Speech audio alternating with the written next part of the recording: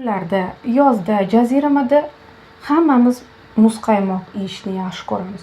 Muzqaymoqni yomon ko'rgan, xushlamagan odamni uchratish judayam qiyin. Uni kattalar ham, bolalar ham yaxshi ko'radi. Bu shirinlikka shu darajada o'chmizki, hatto qishda ham yegimiz kelib qoladi.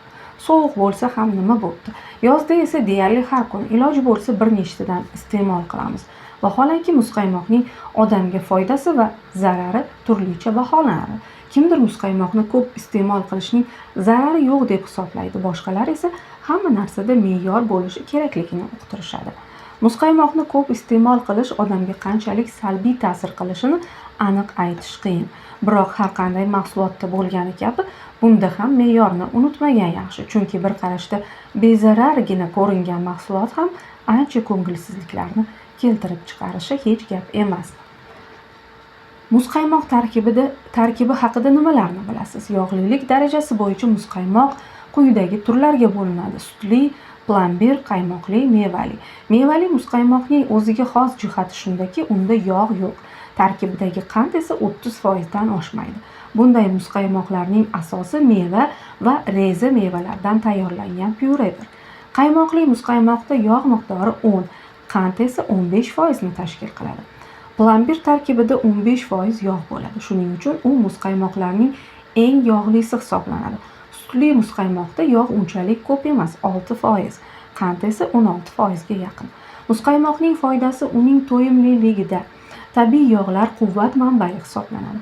Ba'zi ishlab chiqaruvchilar muzqaymoq tayyorlash uchun o'simlik yog'lari aralashmasidan foydalanadigan bo'lishgan. Bu mahsulotning kaloriyasini kamaytiradi. Biroq emulgatorlar va turli qo'shimchalar tufayli muzqaymoqning foydasi va ozuqaviy qiymatiga shubha tug'iladi.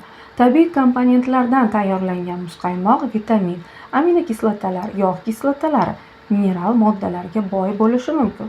Shuning uchun ko'pchilik bir porsiya muzqaymoq miyaga quvvat bag'ishlashi mumkin deydi. Tabiiy sutdan tayyorlangan muzqaymoq shubhasiz foydali, chunki u to'yimli, kaloriyasi ko'p, hatto ochlikni ketkazishi mumkin.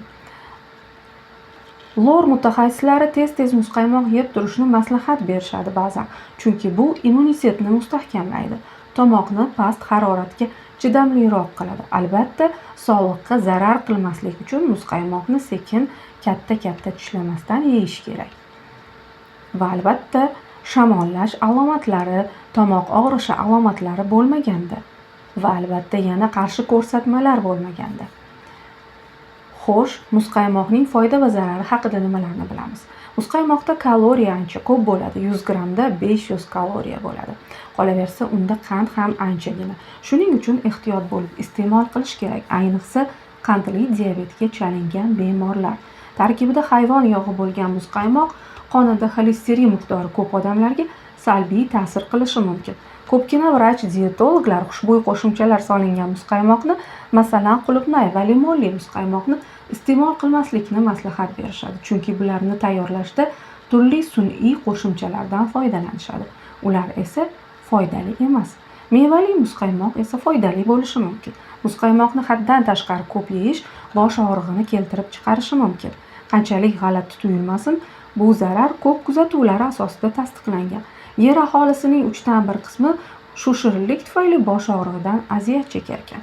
Gap shundaki, muzqaymoqni tez yeganda u tomirlarni keskin sovutadi. Shuning uchun miyaga qonning kelishi susayar ekan. Shuning uchun ham boshda og'riq turadi. Bolalarga kelsak, ularni biron ovqat o'rniga muzqaymoq bilan siylamagan ma'qul. Ko'pchilik uni tushlikdan so'ng desert o'rniga berish mumkin deb hisoblaydi. Boshqalarning fikricha, muzqaymoq ovqatning hazm bo'lish jarayonini buzadi. Ammo shuni aniq aytish mumkinki, bu mahsulotni bolalarga tushlik va kechki ovqat orasida berish mumkin. Masalan, mevali muzqaymoq yog'larni parchalab, qand moddasini o'zlashtirishga yordam berishi hech gap emas.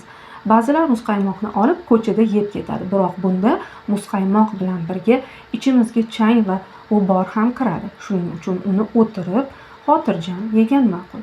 Siz nima deysiz?